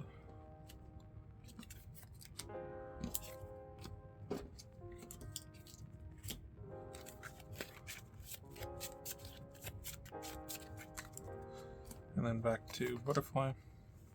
And then we have 1 card in hand. I think if Krang goes before Ace Duck, we'll probably have Ali block, just so you can get the full draw 3 off of it. But if Ace Duck happens and then Krang goes later, I think him attacking Bruce so Bruce can feint and stop any shenanigans from Krang is probably better. But we'll see. Alright, that's it for Ali. Friends in odd places. Oh, Mona Lisa's up there. I don't think we're going to bother with her at this point because we're just trying to kill Krang and we don't really need that. Neutrinos. It's going to be, well, champion for Ali. Nice. Now that we got this, we might also still just have Bruce block because we want to get the full draw 3 anyway. I mean, we'd still get to draw 2. Oh, and Bruce got another feint, so I don't know. We'll see. We'll see where Krang goes. Well, it's going to be Bruce first. Okay. We've got 8 cards for Bruce. Only 1 G'd, unfortunately. There's still 2 hanging out in these bottom few cards. There's 5 cards left, and there's 2 G's in there.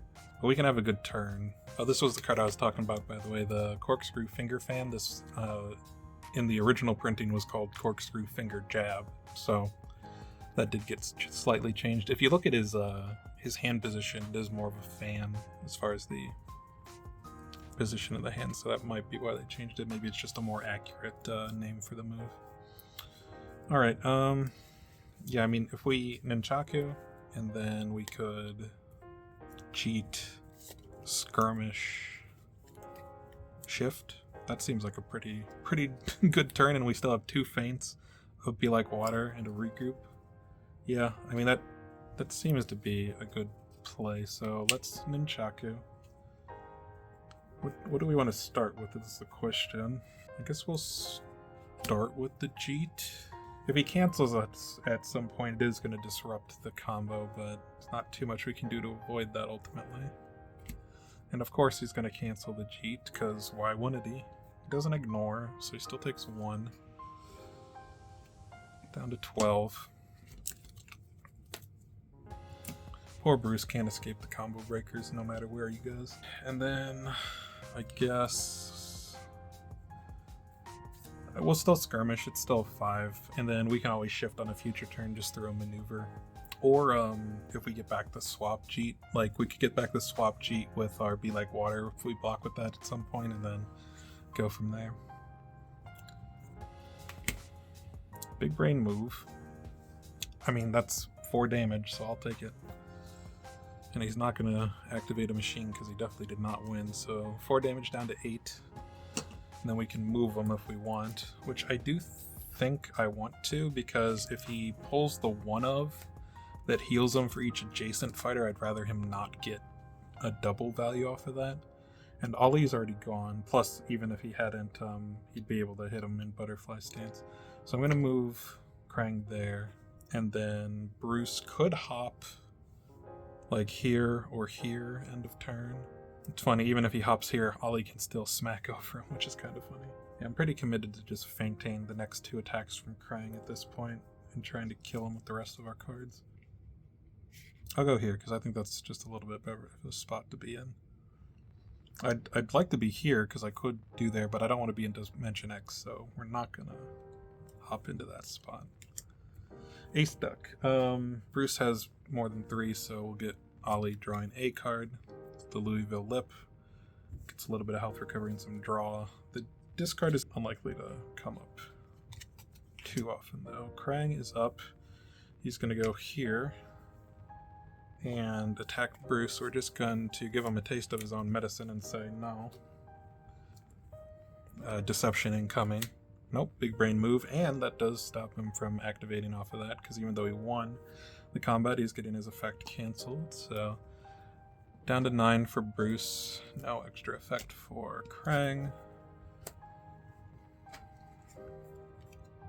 That guy's not going to do anything, but Karai is going to take Krang down to 7 HP. We are not here for Mona Lisa, so she's going to get removed, and then we're going to add the top henchman to the deck. Krang is going to advance by 1, so he's going to advance this next round no matter what, which is going to open up this whole middle section to Dimension X. 1, he's not going to get a machine back. He's been doing very poorly at reviving those. And then that's going to be that.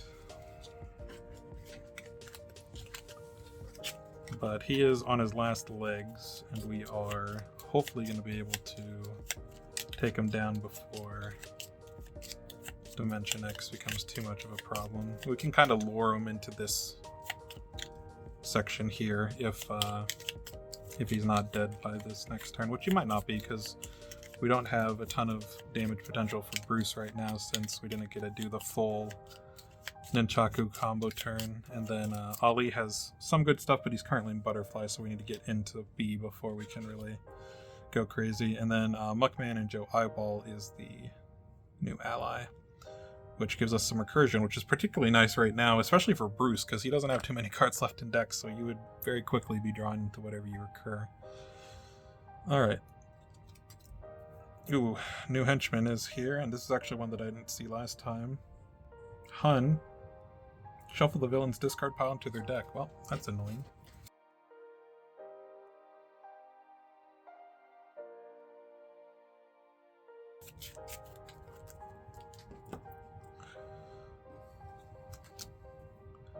Unfortunately, since Ollie just got that, they're both at 3 or more, so no benefit from this one. And they're going to trade, but that's fine.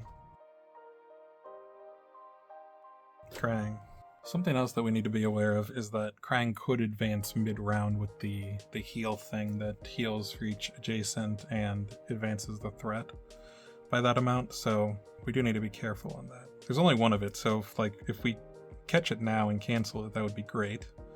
Otherwise, we could maybe try to move Bruce away and then attack from 2 spaces away with Ali, since it is only adjacent heroes and sidekicks that it keys off of. The reshuffle might have actually helped us, because it did make it less likely that we see that one of. I think there's 10 cards in the deck, so it's like a 10% chance right now. I think I do risk it and block with the Jeet then. It is the least likely for it to happen now, and of course, now that I've said that. Okay, my body. He's not going to increase by the threat level, so it'll just be a 2 to a 3. Bruce is going to get back a Jeet. Could do the swap to turn on shift like we talked about. The cancel could stop that heal. I'll still continue in our turn. That's about all it does. And then this is just damage, which is nice. Let's go for broke with the swap. And we take 1 from the after combat on Krang's card. Down to 8 for Bruce. Bruce is up. Well, let's try it.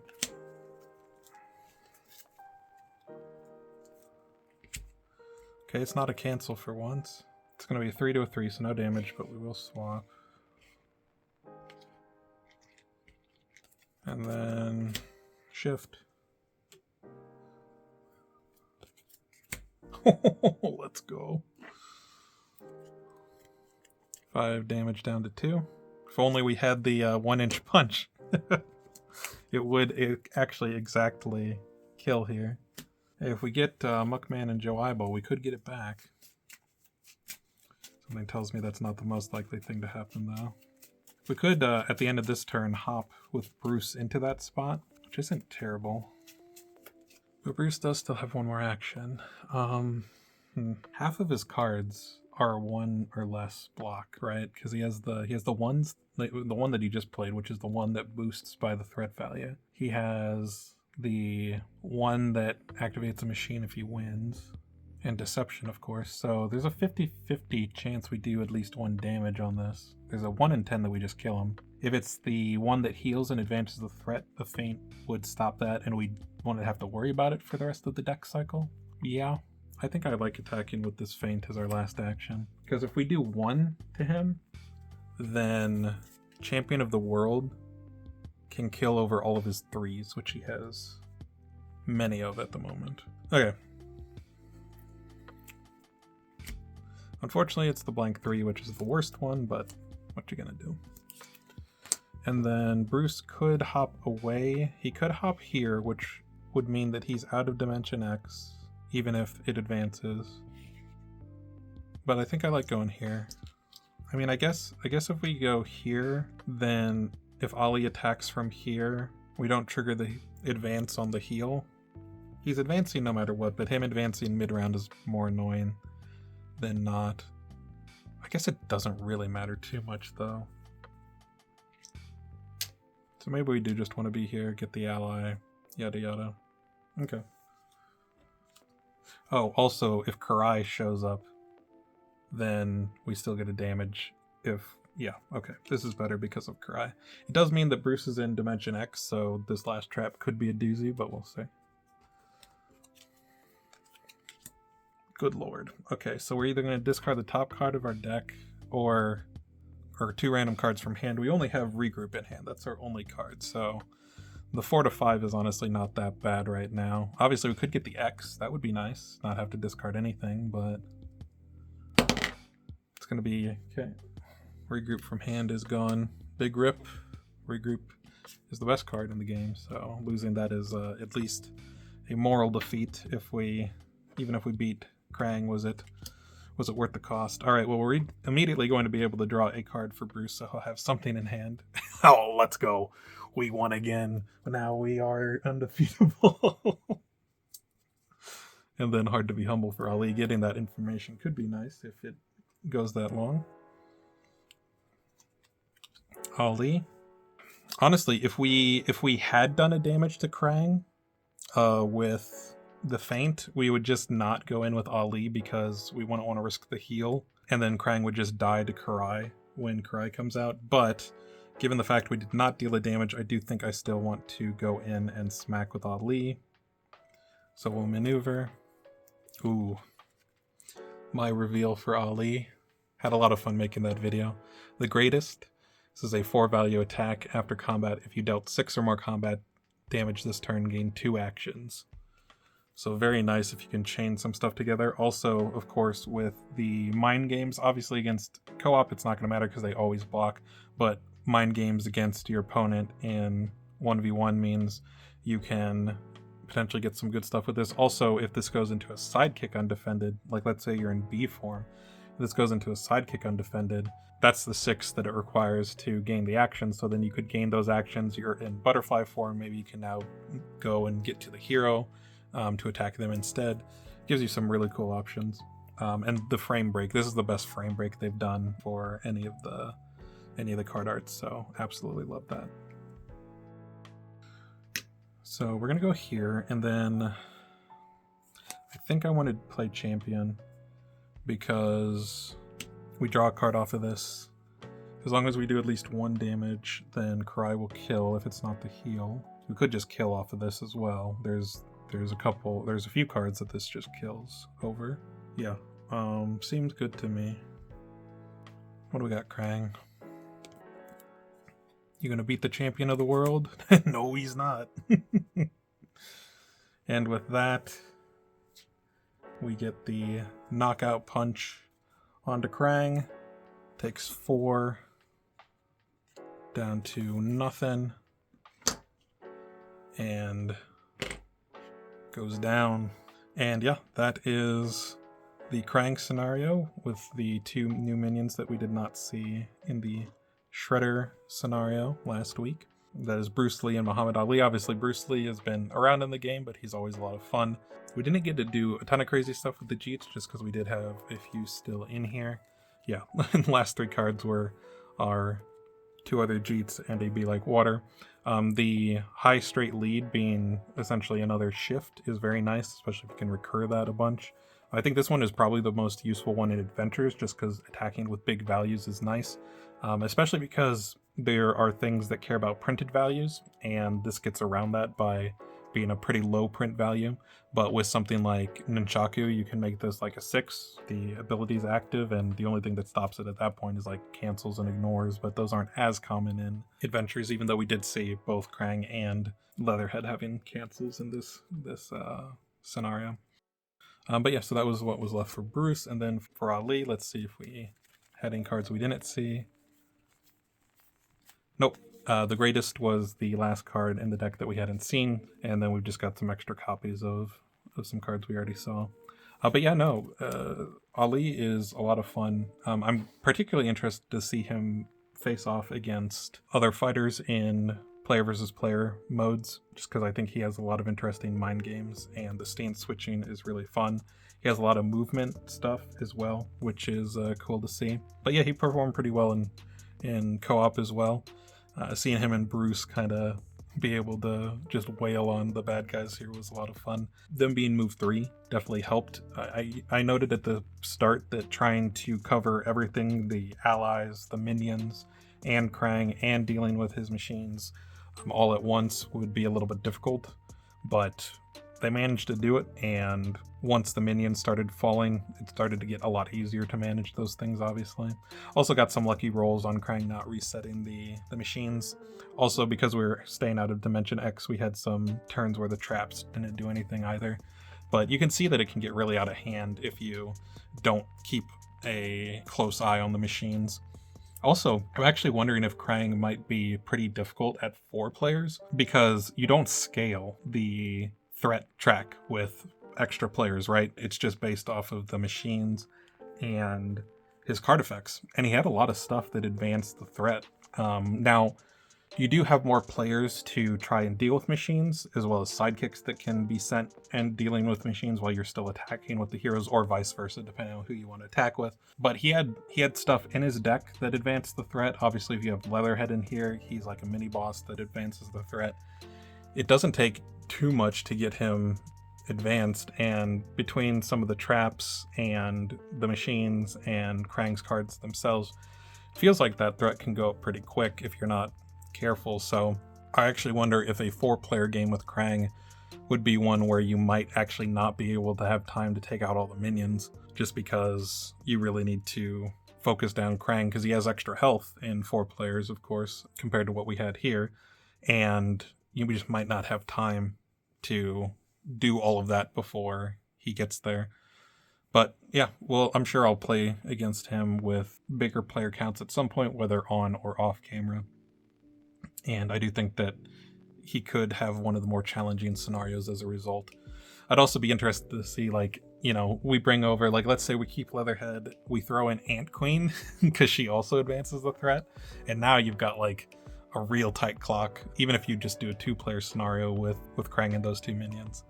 So yeah, a lot of fun. I have had a ton of fun so far with these first playthroughs of the Shredder and Krang scenarios. These 2 minions were actually pretty nasty. Leatherhead might be the strongest one out of the box, kind of like the priority target if he's in the game, similar to Ant Queen and the other one.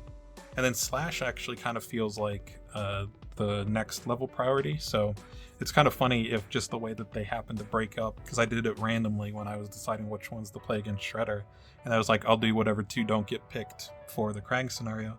These might be the 2 most threatening minions from the box, but obviously we'll get a better feel for that the more I play against them. But they definitely both felt pretty nasty.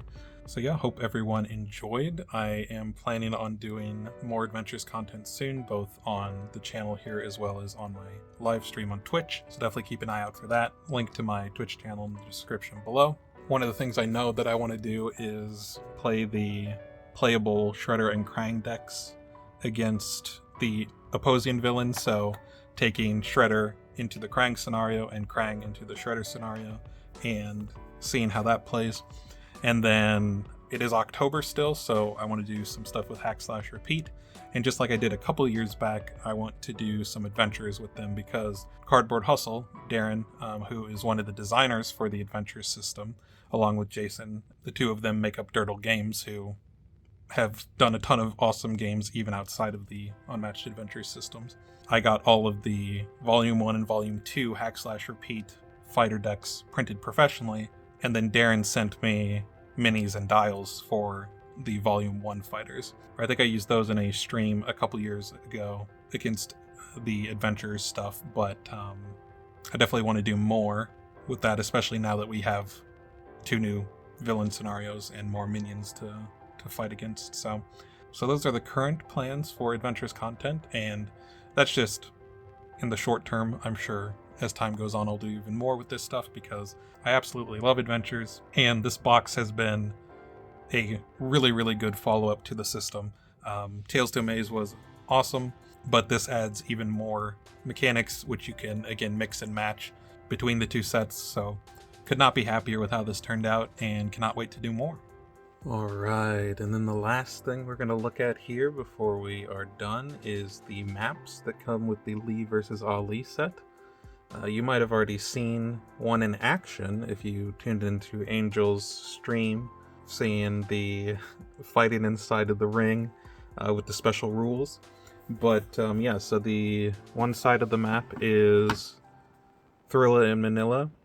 It's got a really cool thematic element to it, of course, with the boxing ring, having the zone that the ring itself be mostly this solo white zone with some of the edges having dual zones with that white, and then the areas off to the side with different zonage there. And then the other side is going to be Singshin Monastery. This one's interesting because it has the 2 starting spaces on opposite corners of the map here, but on the same, like, top bottom. So you start out pretty far away, but it looks like it has a lot of spots in the middle here. A lot of pretty hard zone cutoffs, which is interesting, because you've got kind of the court area here, the little forest path, and then some of the side paths here. So just at a first glance, this one seems like it could probably be pretty good for melee into ranged, just being able to force some of those cutoffs. Because, like, let's say your opponent's over here as a ranged fighter.